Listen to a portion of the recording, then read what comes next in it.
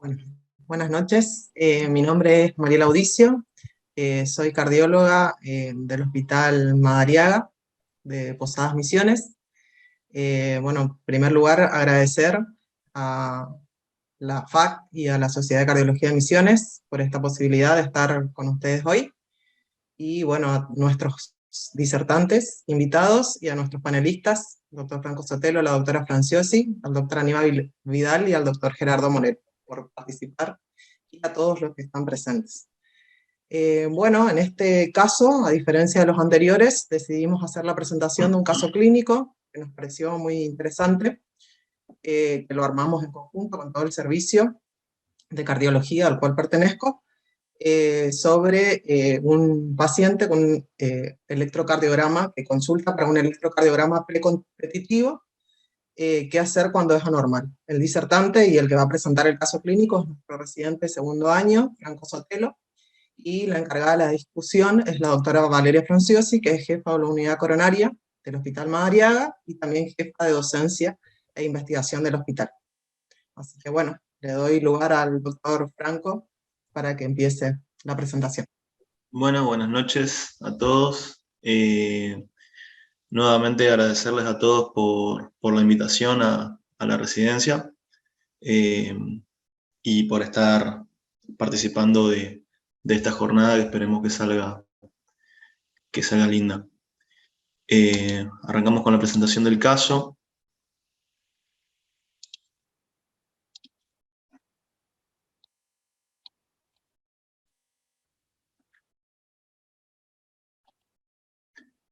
Muy bien. El título, como lo habíamos dicho previamente, es el electrocardiograma precompetitivo. ¿Qué hacemos cuando es anormal?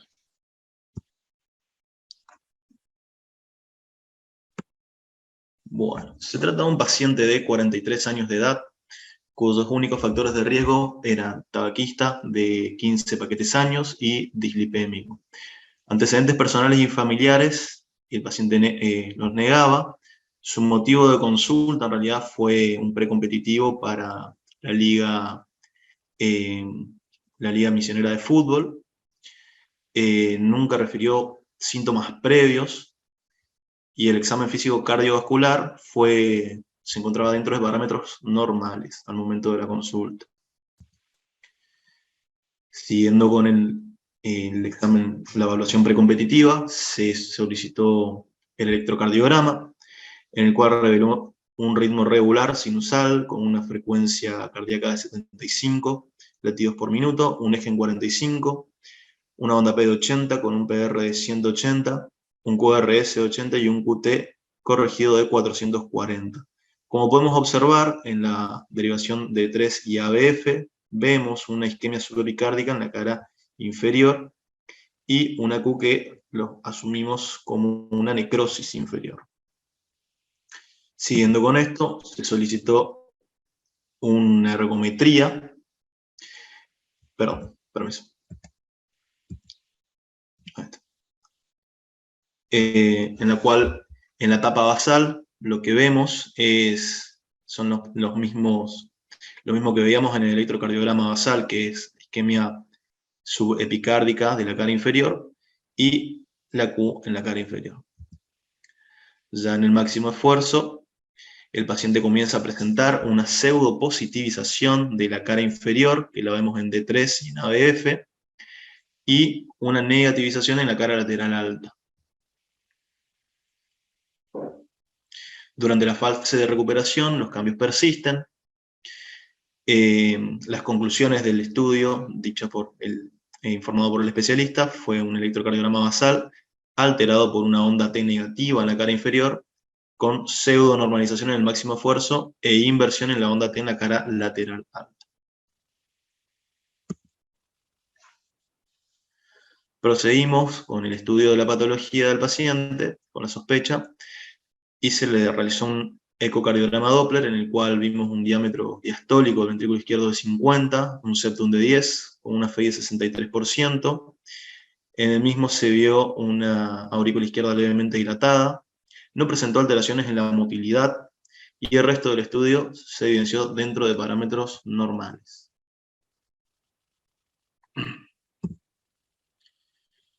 Por lo cual decidió solicitar una angiotomografía coronaria. En este mismo corte, lo que vamos a ver, está señalado, es por estructuras, la arteria pulmonar, la aorta, y entre ambas estructuras vemos acá que nace el nacimiento de la arteria coronaria derecha. En un corte, que lo agarro un poco más abajo, vemos las mismas estructuras, la arteria pulmonar, la aorta y el origen de la coronaria derecha, con su ángulo y la diferencia de calibre entre el principio de la coronaria derecha y el resto del vaso, lo cual nos habla de una compresión extrínseca, ¿no?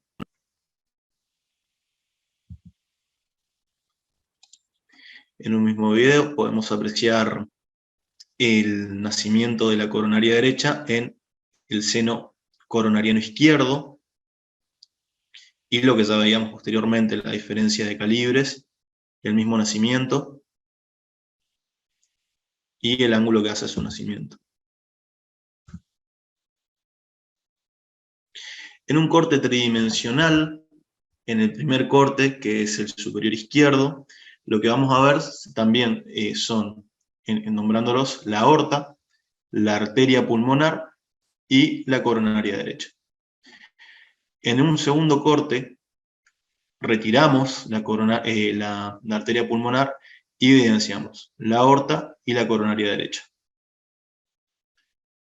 Vemos el nacimiento, el ángulo que hace y el resto del trayecto. Y la coronaria izquierda también naciendo. Es decir, que entonces lo que estamos viendo acá es al tronco de la coronaria izquierda y un poco por encima de ella, en el mismo seno coronariano izquierdo, el nacimiento de la coronaria derecha. Las conclusiones del estudio fue un score de calcio coronario con 100 unidades Agatston, un origen anómalo desde el seno coronariano izquierdo, y un trayecto entre la arteria pulmonar que sufre una compresión extrínseca a nivel ostial y proximal que origina una estenosis crítica del 99% del vaso.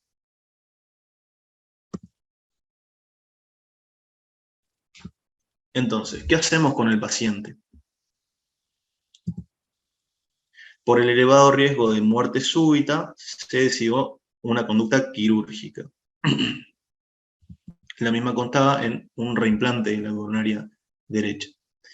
Se solicitó el resto de los exámenes prequirúrgicos, un hemograma, un laboratorio normal, sin alteraciones, con un perfil lipídico con un colesterol total de 245, un HDL de 56, LDL de 170, triglicéridos de 95, el Doppler de vasos de cuello, con una aterosclerosis carotidia leve del bulbo carotidio derecho y una RX sin particularidades.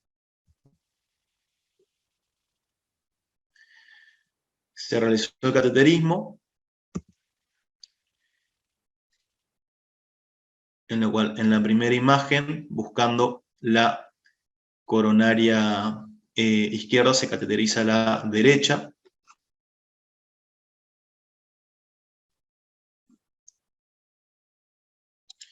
Y en la segunda imagen se ve mejor el nacimiento de la derecha en el seno coronariano izquierdo, el cual el informe de la CCG fue el origen anómalo de la coronaria derecha desde el seno coronariano izquierdo con una estenosis severa de la coronaria derecha proximal. Entonces, la cirugía que se iba a realizar era el reimplante de la coronaria derecha sin SEC.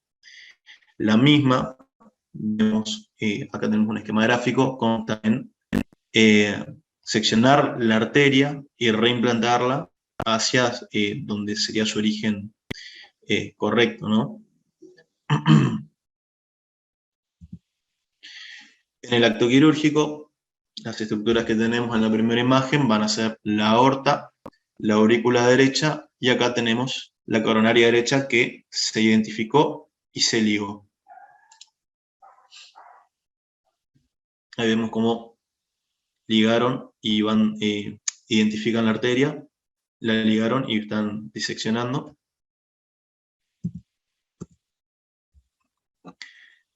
En una segunda imagen vemos a la coronaria derecha ya seccionada, conectada a un shunt aorto coronario con shunt de carótida. Esta es la coronaria derecha, aurícula, ventrículo, coronaria derecha. Y ahí vemos cómo se está haciendo el orificio que iría al reimplante.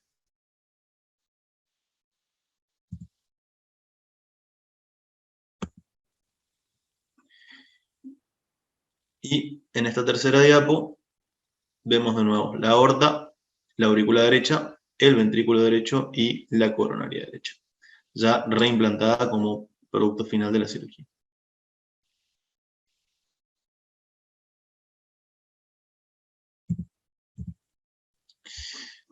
En el postquirúrgico, el paciente ingresa a la sala de recuperación cardiovascular, donde evoluciona con una pericarditis, por lo que permanece 48 horas en la unidad, cumple tratamiento médico para la pericarditis, ingresa a sala general, se titula medicación vía oral y el alta es otorgada con aspirina 100 miligramos día y atorvastatina de 20 miligramos día.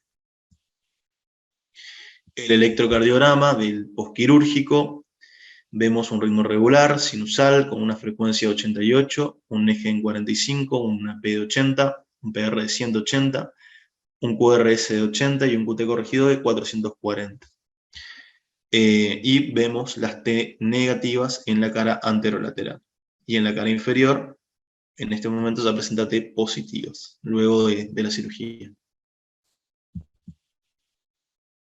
En el ecocardiograma postoperatorio de control, vemos un diámetro diastólico ventrículo izquierdo de 50, un septum de 10, FEI de 63, aurícula izquierda levemente dilatada, una función sistólica del ventrículo izquierdo conservada, sin alteraciones de la motilidad, y el resto del estudio sin particularidades. En control por ambulatorio se realizó una ergometría, la cual hasta el doble producto alcanzado no se evidenciaron alteraciones significativas del segmento de STT en el electrocardiograma, persistía alterado en la cara lateral y la PEC dio como conclusión un resultado normal. Muchas gracias y damos inicio a la discusión del caso.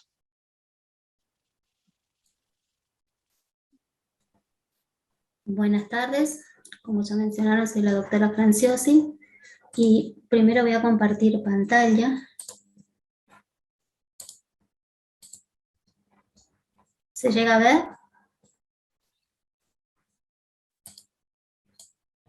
Sí, doctora. Sí, perfecto, Valeria. Discúlpenme que no puedo, aquí está.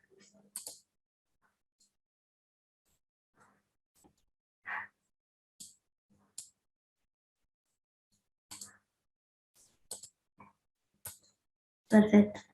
La idea es tomar en consideración, presentar aquellos aspectos que nos llevaron a la revisión de la bibliografía para tomar la conducta en este paciente, teniendo en cuenta que era un paciente relativamente joven, de 43 años, que presentaba factores de riesgo cardiovascular como diabetes, como dislipemia y tabaquismo, y este paciente no es que iba a iniciar la actividad física, sino que él era un chequeo periódico que hacía porque él era jugador de fútbol, practicando a nivel competitivo, con una frecuencia mínima de 3 veces por semana.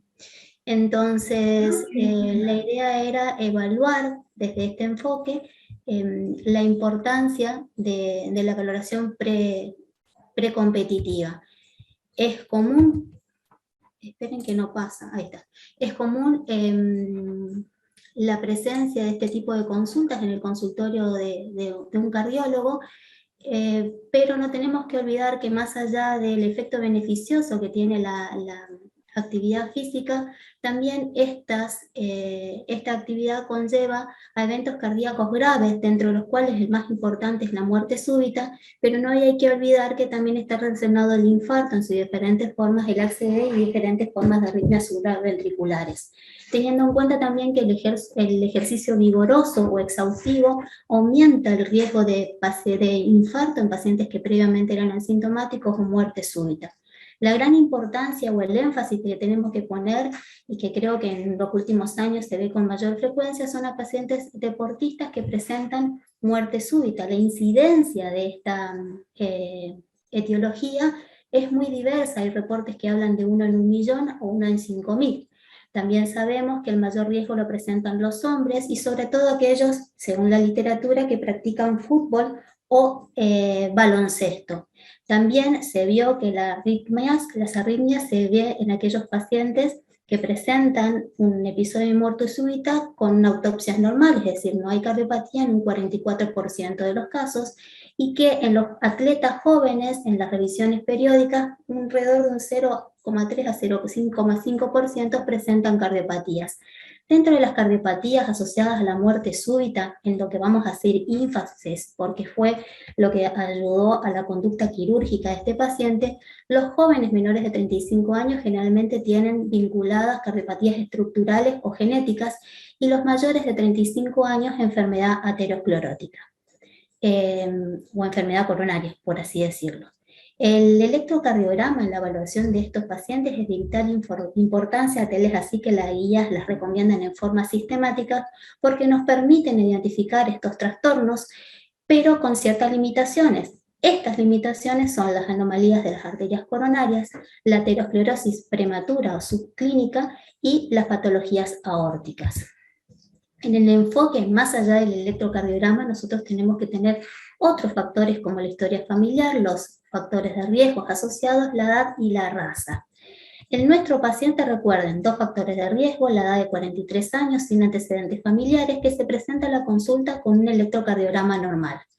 En los criterios para la interpretación del electrocardiograma en deportistas, nosotros vamos a encontrar que existen 3 tipos o 3 grupos, aquellos que son variantes normales, borderline o anormales. Nuestro paciente tenía inversión de las ondas T, que es un criterio anormal en el electrocardiograma para realizar deporte y que nos conlleva a evaluar de forma más exhaustiva o mediante otros métodos diagnósticos. Quiero recordar que la onda T negativa o la inversión de la onda T considerada como patológica según la definición es aquella que presenta una profundidad mayor de 1 milímetro, mayor o igual a 1 milímetro en 2 derivaciones contiguas, excepto ABR de 3 y B1. La presencia de estas ondas T negativas o inversión de la onda T, como lo llaman en las guías, es muy rara en atletas sanos porque siempre está asociado en la mayor parte de los casos a una cardiopatía y es un reto diagnóstico encontrar cuál de ellas es. Las cardiopatías asociadas a muerte súbita en aquellos pacientes que presentaban enfermedad coronaria, las ondas T negativas, estaban relacionadas a la miocardiopatía hipertrófica, a la miocardiopatía dilatada, al miocardio no compacto, a las cardiopatías arritmogénicas del ventrículo derecho y a las miocarditis.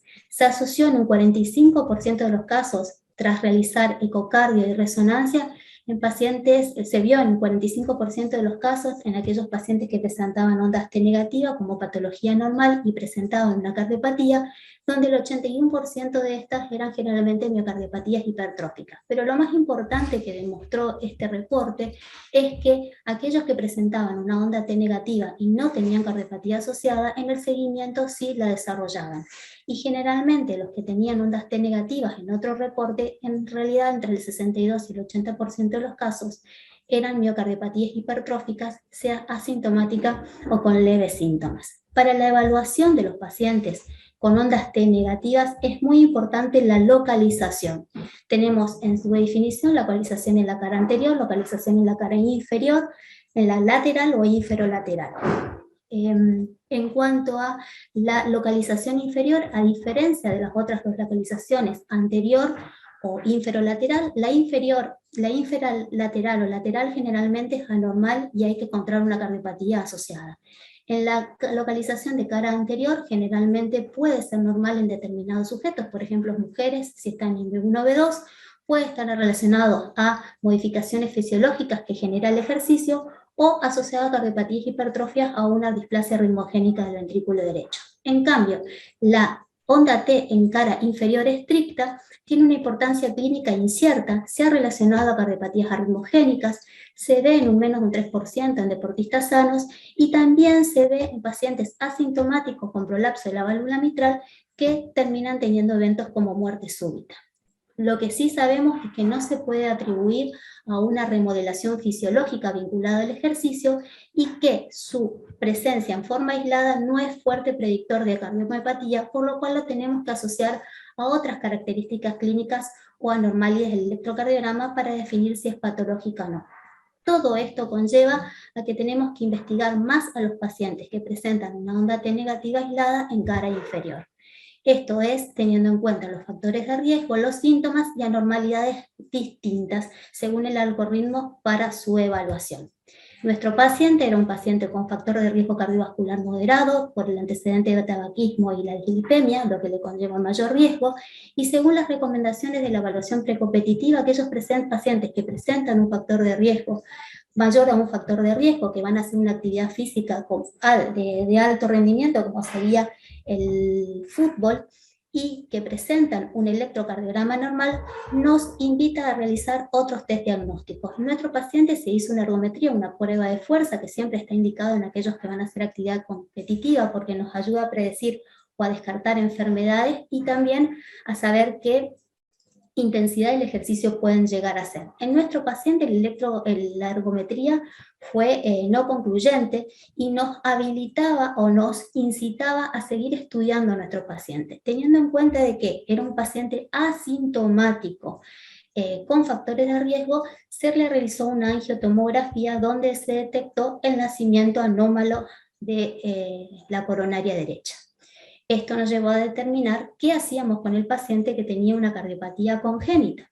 Cuando evaluamos cuál es la frecuencia de esta cardiopatía congénita, es muy poco frecuente.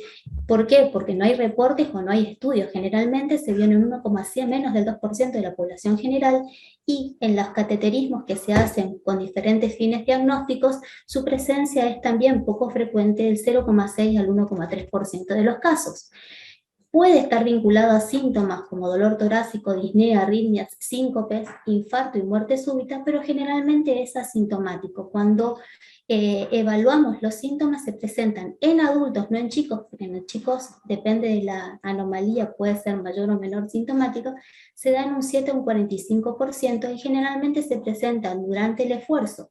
Lo más importante es que la muerte súbita, en aquellos que se ha diagnosticado las anomalías del origen de las coronarias derechas o anomalías coronarias, se ve que el 50% que te presentó una muerte súbita, el primer evento fue la muerte súbita y no había tenido síntomas previos. Esto nos alarmó más porque teníamos un paciente que tenía una anomalía coronaria donde estaba asintomático y teníamos que predecir básicamente si este paciente tenía riesgo de muerte súbita o no, teniendo en cuenta de que es una causa potencialmente corregible de isquemia y de muerte súbita. Recuerden que el paciente tenía isquemia, o interpretamos las ondas T negativas después de estos estudios como de origen isquémico.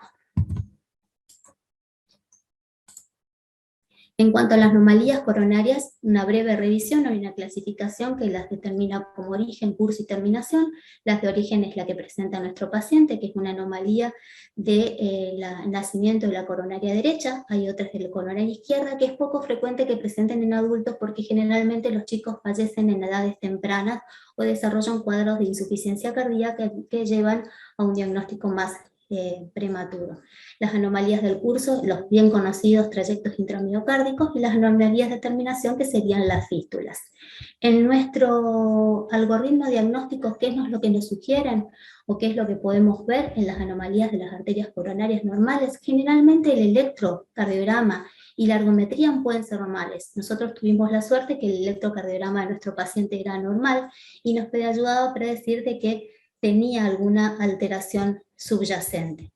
Hay un reporte donde 12 pacientes que presentaron esta anomalía, el electrocardiograma en la gran mayoría de ellos era negativa, eran normales, y las ergometrías también eran normales. Las pruebas de 3 no son uniformemente positivas, tienen un valor predictivo negativo y hay que combinar ellas para aumentar su sensibilidad y especificidad. El ecocardiograma, su valor diagnóstico es discutido. En adultos, en chicos, donde el operador generalmente analiza el nacimiento de las arterias coronarias normales, es más sensible, y generalmente no se emplea habitualmente para la evaluación de las arterias coronarias en adultos, por lo cual reduce su uso en adultos, pero sí nos ayuda a descartar algunas otras cardiopatías asociadas. Lo que sí es el gol estándar para el diagnóstico de esta patología es la angiotomografía, e incluso es superior a la cinecoronariografía porque nos ayuda muchas veces a interpretar el mecanismo por el cual produce la isquemia este tipo de malformación, como ser el trayecto intraarterial de la aorta, entre la aorta y la arteria pulmonar, la afectación de los grandes vasos, el orificio de hendidura y la reducción del flujo, la reducción de la luz o el flujo intraparietal, que son las herramientas a tener en cuenta o los elementos a tener en cuenta para tomar una conducta terapéutica. En cuanto a la cinecoronariografía, no se utiliza rutinariamente, solamente la vamos a utilizar cuando la anatomía no está definida por las imágenes no invasivas, para evaluar si tiene enfermedad concomitante aterosclerótica, y no se utiliza de rutina en forma de criba. ¿Qué es lo que nos recomiendan las guías como clase indicación 2A? En los atletas que debemos realizar sí o sí una prueba de imagen para identificar los patrones de alto riesgo y una ergometría máxima en busca de isquemia. Nuestra ergometría, si bien era no concluyente, sugería isquemia, y las pruebas de imágenes nos identificaba patrones de alto riesgo, que es lo que voy a mencionar continuamente. Cuando hacemos una revisión del tipo de anomalía congénita que tenía nuestro paciente, que era un origen anómalo de las coronarias derechas, vemos que en sí la incidencia de esta patología es muy baja, que generalmente el diagnóstico es incidental porque es asintomático, pero así y todo es la segunda causa de infarto y muerte súbita en jóvenes atletas. Esta puede tener 4 cursos, de los cuales 3 cursos son de origen benigno, como es el retroaórtico, el prepulmonar y el transeptal, es decir, es el trayecto que lleva la coronaria derecha después de su nacimiento anómalo. Pero sí hay una que se vincula a un alto riesgo de muerte súbita, que es el intraarterial, como era el caso de nuestro paciente, que se ve entre la arteria pulmonar y la aorta y que está vinculada a isquemia. Los mecanismos de isquemia están dados por el incremento, por la compresión que sufre el vaso anómalo entre la arteria pulmonar y la aorta, cuando hay un incremento del gasto cardíaco y se expanden los grandes vasos, cuando hay un ángulo agudo que es menos del 40 grados, es el ángulo que se forma entre el vaso y el vaso anómalo y el de donde sale, lo cual genera un cierre para la salida del flujo, cuando hay espasmo o doblez del vaso anómalo, y cuando el curso intramural genera un adelgazamiento del ostium que causa un aspecto de hendidura y favorece la compresión durante el ejercicio. Estas características las que tenía nuestro paciente. Para el manejo de este tipo de patología es eminentemente quirúrgico. Estamos hablando del origen anómalo de la coronaria derecha. El tratamiento es la reinserción normal del vaso. De las técnicas quirúrgicas, posteriormente, si está presente el doctor Vallejo, puede hablar porque también se llevó a una revisión del caso, y este tratamiento generalmente se da a los pacientes que tienen signos o síntomas de isquemia con un test de ejercicio positivo, que es el caso del paciente. Solamente queda el tratamiento médico, que es en base a betabloqueantes, cuando son pacientes adultos sin síntomas importantes que tienen bajo riesgo de isquemia, y está el dilema de tratamiento de qué hacer con aquellos pacientes que son asintomáticos, donde las pruebas son negativas, pero la conducta se va a basar en el riesgo calculado de muerte súbita. En nuestro caso fue sencilla la determinación, porque nuestro paciente presentaba un ángulo agudo y se visualizaba en las técnicas que habíamos utilizado la compresión del vaso anómalo por la arteria pulmonar, que es lo que conllevaba a la isquemia. ¿Cuáles son las recomendaciones en los casos asintomáticos con test negativo? Y esto es una novedad, porque en las guías previas recomendaban que los pacientes sí o sí se tenían que operar o llevar a cirugía, y es más, en los niños también se sugieren, o actualmente, me retracto, lo que decían antes es que se tenía que operar. Actualmente lo que decían es que si el paciente es asintomático y tiene un test negativo, puede desarrollar actividad física siempre y cuando se hable con el paciente y con los familiares del riesgo de muerte súbita, porque no está exento, ¿está? Y que hay que seguirlo a estos pacientes. Lo que sí está indicado es en los pacientes que tienen test de isquemia realizar la reparación quirúrgica y se le permite a estos pacientes llegar a realizar actividad competitiva después de los 3 meses, siempre y cuando tengan una ergometría sin isquemia y sin arritmias, y que persista en forma asintomática en el caso de que haya tenido síntomas previo a la cirugía. Y en aquellos no operados con síntomas, arritmias o signos de isquemia, restringir la participación, es decir, no le podemos, en aquellos que no se quieren operar y tienen esta anomalía, dejar a realizar actividad competitiva.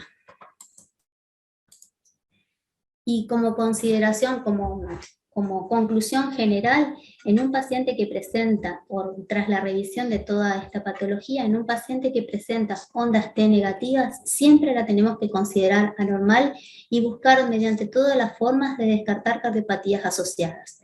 Una vez descartada mediante los diferentes tests diagnósticos que tengamos, sí o sí realizar un seguimiento, porque se ha vinculado, sobre todo en las cardiopatías hipertróficas, el desarrollo de patrones que llevan a un riesgo aumentado de muerte súbita, y pensar en las anomalías coronarias, que si bien son frecuentes, son causa de muerte súbita en pacientes asintomáticos. En cuanto a la presencia de anomalías coronarias, siempre considerar el tratamiento quirúrgico, a pesar de que los pacientes sean asintomáticos, siempre y cuando tengan un test de isquemia positivo, y realizar en los asintomáticos un seguimiento exhaustivo. Muchas gracias. Bueno, excelente presentación, doctora Franco, muchísimas gracias. Bueno, vamos a dar lugar a las preguntas. Había visto 2 preguntas, una de la doctora, bueno, 3 ya hay ahora. Pregunta el doctor Juan Carlos Mazardo, ¿por qué cara lateral alta? Creo que eso fue al inicio de la exposición.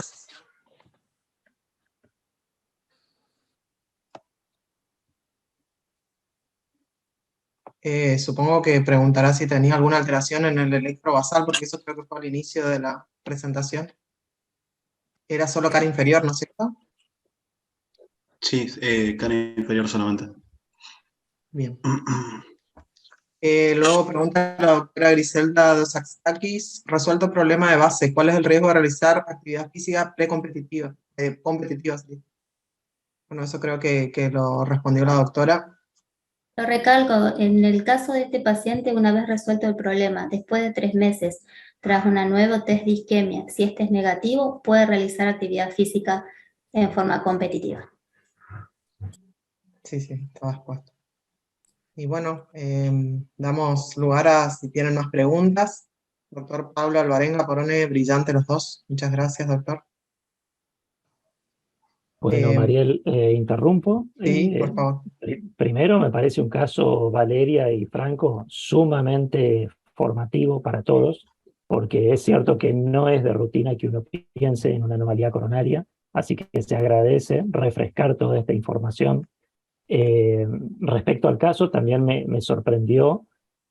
Claro, ahora como uno lo ve retrospectivamente y ya tenemos toda la información, uno plantea si el orden en el que se fue estudiando el paciente es la que habitualmente hubiésemos hecho. Qué sé yo lo estaba resumiendo y decía, es un paciente de 43 años, tabaquista, dislipémico, asintomático, con un electrocardiograma normal. Se hace una ergometría y la ergometría hay cambios isquémicos, o sea que podría informarse como positiva. Y ante una prueba funcional positiva, el paso que habitualmente haríamos todos es mandarlos a hacer un cine coronario para directamente estudiar pensando que por su dislipemia y su tabaquismo podría ser de origen aterosclerótico. No recuerdo si hizo dolor o no durante la prueba ergométrica, si fue asintomático. Entiendo totalmente que les haya generado dudas de cómo seguir la valoración, porque uno dejaría la angiotomografía para un paciente que tenga realmente muy bajo riesgo de enfermedad coronaria, que en este caso uno dice tabaquista y dislipémico con cambios isquémicos a nivel del electro, ya tal vez no lo asumís como de bajo riesgo. El tema es que si fue totalmente asintomático, por supuesto que confunde. Entonces sí entiendo cómo avanzaron, ¿no? Tal cual fue así, Gerardo. El paciente Asintomático. era un paciente que venía haciendo actividad física, no es que iba a comenzar, eso es importante, que en el desarrollo de esa actividad física jamás había síntomas, que no tenía antecedentes cardiovasculares de enfermedad coronaria prematura y donde el electrocardiograma tenía las ondas T negativas y lo que yo siempre le digo a los residentes, vos veías una T negativa en 2 derivaciones de cara inferior porque la de D2 era plana, y por ahí no te llamaba tanto la atención en un paciente que era asintomático. Lo que llevó a realizar estudios más exhaustivos en él fue el hecho de que tenía factores de riesgo asociados y que iba a ser una actividad competitiva. Entonces dijeron, bueno, si hagamos una ergometría, la ergometría no fue concluyente. Retrospectivamente puede decir si es isquemia, lo que decimos ahora, pero en el momento la ergometría, después de discutirla en forma exhaustiva, no fue concluyente para isquemia. Y ahí dijimos que llevarlo a una CCG en un paciente asintomático con una ergometría no concluyente, nos parecía mucho. Por eso, al tener angiotomografía en el hospital y ser una herramienta diagnóstica que muchas veces te ayuda también a estratificar más al paciente, por eso es que la empleamos. Y fue un hallazgo, en realidad, cuando pensamos, no pensamos en una anomalía de las coronarias derechas, en una anomalía coronaria, no encontramos y bueno, fue un hallazgo. Es lo que nos ayuda a pensar porque uno que hizo cardiología infantil sabe que cuando vas a hacer la ecografía, los ecografistas infantiles directamente ya van y te informan el nacimiento de las coronarias derechas, izquierdas, perdón, el nacimiento de las arterias coronarias. Pero no es una práctica frecuente en adultos y muchas veces por la contextura del paciente tampoco es fácil de verla. Pero es tal cual lo dijiste, no le hicimos la CCG de entrada porque era asintomático y teníamos una ergometría no concluyente, teníamos un ecocardio que no tenía alteraciones de la motilidad y tenía una función conservada. Todos esos datos ayudaron a que no seamos tan invasivos. Gracias a Dios porque encontramos esta normalidad. Seguro, y lo otro que llama la atención y que hoy lo contamos con un éxito total, es que claro, cómo convencerse desde el lado del paciente asintomático total que se le está indicando una cirugía para un reimplante de una arteria. Yo totalmente asintomático, con mínimos cambios electrocardiográficos, que hago una ergometría y sigo siendo asintomático, ¿cómo hago entender al paciente el riesgo que puede llegar a tener de muerte súbita como para saber que tiene que entrar a una cirugía a cielo abierto, sabiendo los riesgos que esto acarrea? Entonces, también depende mucho del equipo quirúrgico que tiene cada centro para ver cómo uno avanza con esta toma de decisión terapéutica, ¿no?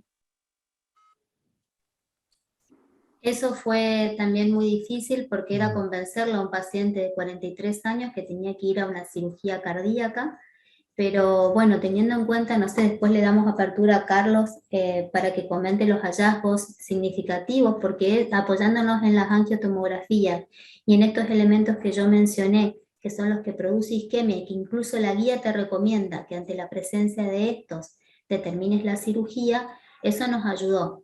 Y también, obviamente que tenemos un excelente equipo quirúrgico, también el doctor Vallejo fue a hacer una revisión de cómo aminorar. Ten en cuenta que la cirugía fue sin bomba. ¿Cuándo vos viste que una cirugía con reinserción de las arterias coronarias sea sin bomba? Lo cual fue toda una revisión de la que no me voy a hacer cargo porque es enteramente quirúrgica, que se hizo para disminuir el riesgo perioperatorio del paciente. Seguro, seguro, nada. Felicitaciones y muchas gracias por el caso traído aquí a compartir, ¿no?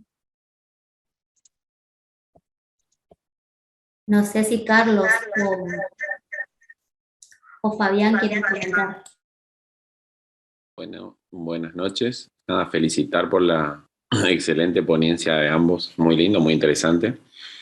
Y creo que hemos tenido ya 2 o 3 anomalías coronarias con trayecto interarterial. Recuerdo puntualmente una que se operó creo que el año pasado. No sé si el doctor Vallejo también lo recordará, un caso similar, pero en una paciente de otra edad. Efectivamente, la angio-TC en estos casos, la verdad que es muy útil y sobre todo para aportar la idea tridimensional de lo que es el síndrome compresivo, en este caso, del origen anómalo de la coronaria derecha. La la CCG, si bien confirmó los hallazgos, existen protocolos en donde mediante la cinecoronariografía uno puede llegar a tener con bastante grado de orientación si el trayecto es interarterial o no, que ese es el desafío. En la angiocoronariografía, en la cine, nosotros vamos a ver que la arteria coronaria nace efectivamente desde el seno izquierdo, porque cuando uno pone el catéter en el seno izquierdo al lado nace, pero siempre no vamos a poder ponerle el sello de que tiene un trayecto interarterial de una manera tan fácil. La verdad es que hay descritos protocolos, son engorrosos, nadie los usa más desde que salió la angiotomografía. Entonces, si se hubiera dado al revés el caso, el paciente hubiera ido a cateterismo, como bien lo plantea Gerardo, que me parece excelente lo que planteó, igualmente íbamos a terminar en una angio-TC para ver en 3 dimensiones y aclarar ese trayecto interarterial. Cuando nos encontramos con esto, la verdad es que si ustedes recuerdan la diapo, el hecho de poder sacar en el volumen, que es lo que se llama cuando en el 3D nosotros sacamos una estructura, sacar la arteria pulmonar y ver que en sístole efectivamente está comprimido el ostium y que tiene un trayecto angulado inmediatamente luego de su origen, genera casi de manera indiscutida esto, y inmediatamente se le muestra al equipo quirúrgico y ellos avanzan con la técnica y eso. Tenemos 2 casos de estos similares, y lo otro que quería comentar al respecto de la utilidad de la angio-TC, que también tener en cuenta muchas veces que esas ergometrías anormales en pacientes jóvenes en la angiotomografía resultan en trayecto intramiocárdico, que si uno lo piensa y lo busca, el trayecto intramiocárdico, al poder procesar la imagen en sístole y en diástole, siempre y cuando tengamos un estudio de buena calidad, es concluyente o no. ¿Por qué? Porque puede pasar que la angiotomografía no sea técnicamente de buena calidad y uno no se puede jugar en el informe y decir no lo tiene, o si no lo ves, no lo podés informar. Entonces, si en la angiotomo vemos solamente los trayectos proximales y no los tercios medios condistales, nos va a quedar la duda de que se nos haya escapado, por ejemplo, un trayecto intramiocárdico, que es habitual encontrarlo sobre todo en el tercio medio del vaso, no en la coronaria derecha, sí en la descendente anterior. Y bueno, la verdad que el aporte es muy bueno, tiene score de calcio bajo, que de 100 unidades Agatston, que se correlacionó con prácticamente ausencia de aterosclerosis en lo que sería la angiografía. Y sí, en la angiografía coronaria se ve y se insinúa lo de la estenosis, pero claramente el diagnóstico lo aporta, en este caso, la tomografía. Así que, bueno, también se aporta con este método en estos casos. Y, por supuesto, tener en cuenta y llevar adelante el seguimiento de estos pacientes con ondas T anormales en los precompetitivos, porque todas las patologías, muchas de ellas ya se pueden, con el ecocardiograma directamente diagnosticar, ¿no? Si este chico hubiera tenido cambios en la onda T en cara anterior y hubiera sido en el eco concluyente de una miocardiopatía hipertrófica, también a partir de una onda T anormal hubiéramos podido prevenir la muerte súbita a partir de un eco. Y está bueno cómo se dieron las cosas, decía, el paciente llega a angio-TC o a coro cuando el eco es normal, ¿sí? Y se hace la angio-TC, la rezo se elige en base a la probabilidad, y que en este caso se vio bien, y estuvo muy bueno el screening. Así que nada, eso era lo que quería aportar. Y les felicito por la presentación. Muchas gracias. Bueno, muchas gracias, Carlos, por tu aporte. Voy a continuar leyendo algunos comentarios y preguntas. Bueno, el doctor Mansardo nos dice: disculpen, me refería a conclusiones del doctor Valle de Luna, correlacionando electro y resonancia, no existe cara lateral alta, existe cara lateral, bueno, un poco corrigiendo lo que hoy presentaba Franco.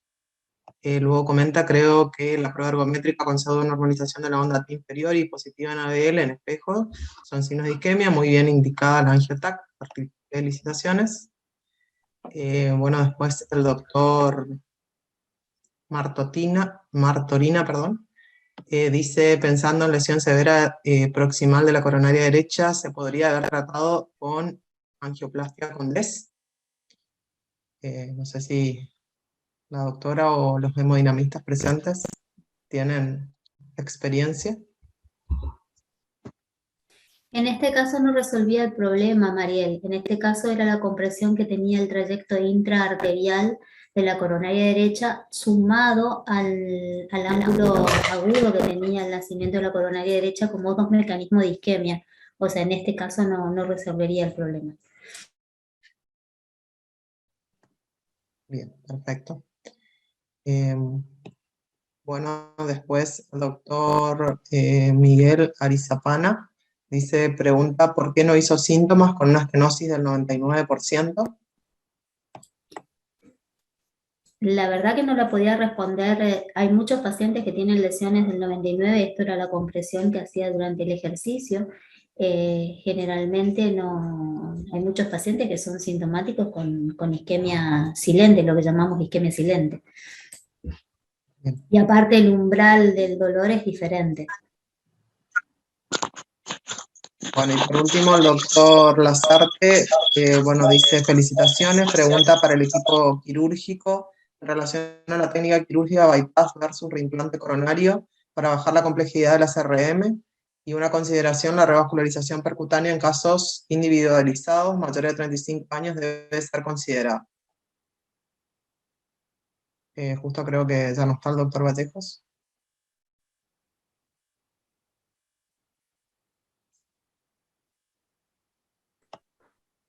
Una de las cosas que puedo mencionar que recuerdo de la discusión es que el tema del bypass muchas veces hacía competencia de flujo, entonces lo que ellos fue ligar el nacimiento de la coronaria, lo que se hizo es ligar el nacimiento de la coronaria derecha y reinsertar el resto de la arteria coronaria derecha justamente por eso. Pero más detalles, al no ser cirujana, no puedo dar. Bien. Muchas gracias, doctora. ¿Alguna otra pregunta? Los panelistas.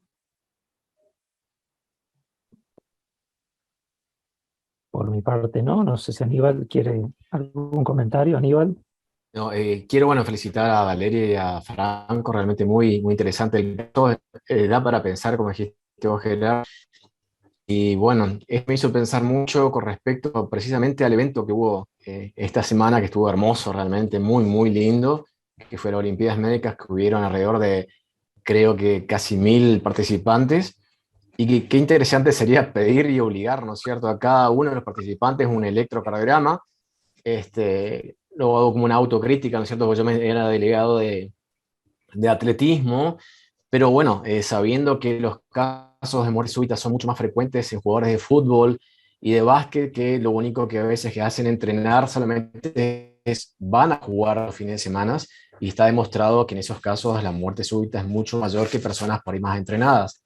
Así que no era solamente para aportar algo, digamos, y que sería interesante para las próximas Olimpiadas por ahí obligar a cada uno que se haga por un chequeo, un electrocardiograma y una ergometría.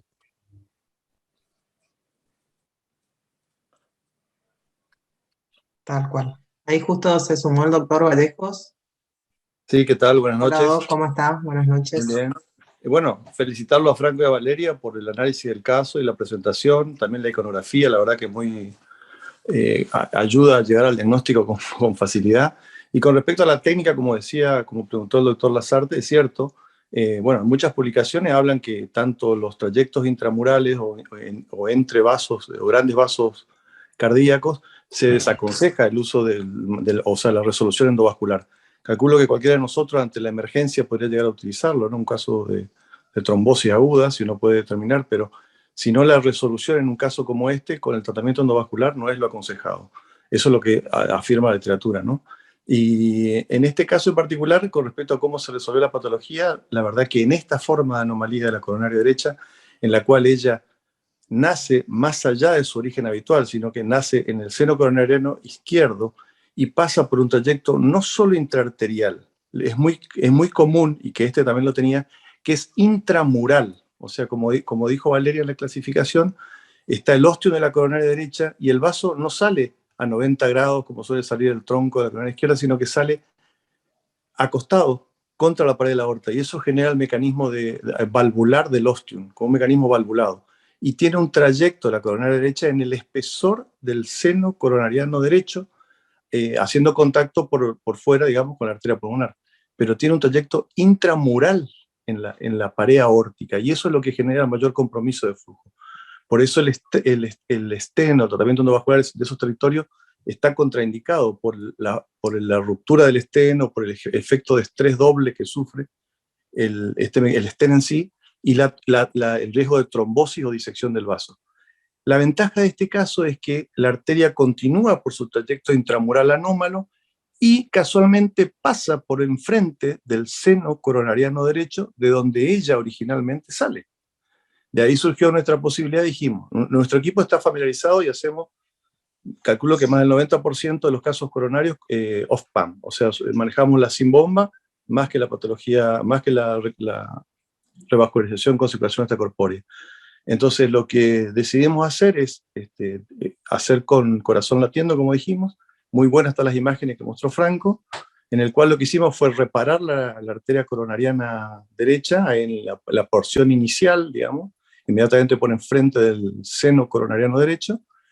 La disecamos en toda su extensión, la fuimos liberando lentamente hasta que se hace un trayecto intramural, o sea, en el espesor de la pared de la aorta, y con el corazón latiendo eso se pone peligroso por las presiones, por los movimientos, y lo que se hizo fue ligar y excluir la arteria coronariana derecha, lo más proximal posible a su ostium, dejando abandonado todo el trayecto intramural como un fondo de saco ciego. Y ahí se hizo un cierre con Prolene 4.0 y defuncionalizamos el ostium de la coronaria derecha y su primer trayecto enfermizo, digamos, entre los dos vasos coronarios, entre los dos vasos, grandes vasos aórticos y pulmonar.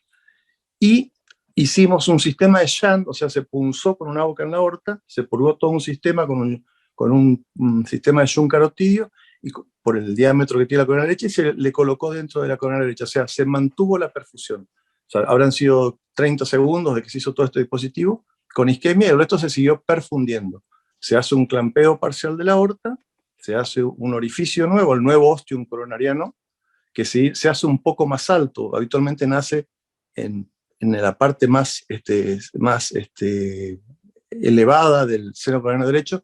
Nosotros le hicimos un origen nuevo más alto, a nivel de la unión sino-tubular, para que durante el clampeo con corazón latiendo no nos genere tanta insuficiencia de válvula aórtica. Y eso nos permitió que en 6 minutos, 5 minutos, con perfusión de la coronaria derecha, hicimos la anastomosis proximal. O sea, técnicamente se planteó en el Ateneo y vimos cómo resolverlo y nos pareció una forma interesante. Si bien sabemos que es un paciente joven y que la circulación extracorpórea en los pacientes jóvenes tampoco es un problema, la variedad anatómica de anomalía nos permitió poder hacerla off-PAM. Y quedó, digamos, naciendo casi de su origen natural.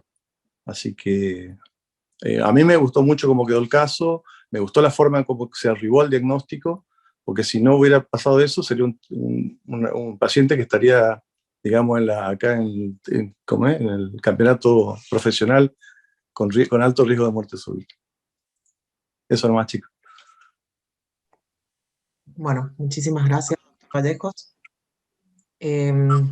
Bueno, creo que están resueltas todas las dudas. Muchísimas gracias a todos los participantes y bueno, obviamente a los disertantes, al doctor Vallejo, al doctor Babi, al doctor Aníbal Vidal, al doctor Gerardo Moreno. Creo que concluimos. Muchas gracias en nombre de la Muchísimas gracias. Sociedad de Cardiología de Misiones para todos los participantes y los esperamos dentro de 15 días en un próximo encuentro. Muchas gracias, Valeria, Muchas gracias a Franco. todos. Hasta luego. Hasta luego. Gracias a todos.